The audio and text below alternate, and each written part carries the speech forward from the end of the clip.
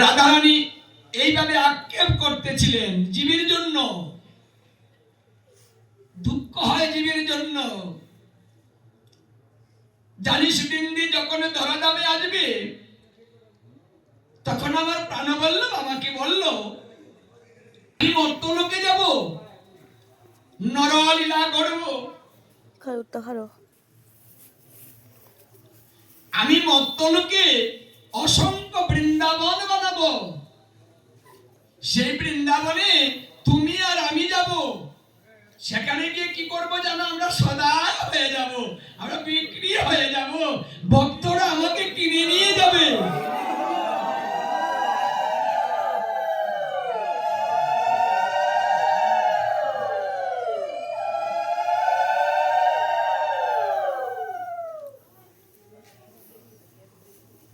সুরবৃন্দে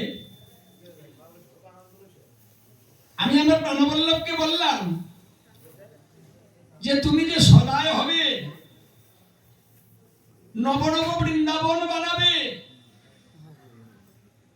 আচ্ছা কোন কোন জায়গায় বৃন্দাবন হবে, কিভাবে হবে, তুমি সদায় হয়ে কিভাবে বিক্রি হবে? জীবের কাছে এমন কি কিছু আছে যে জীব তোমাকে কিনে নিতে পারে?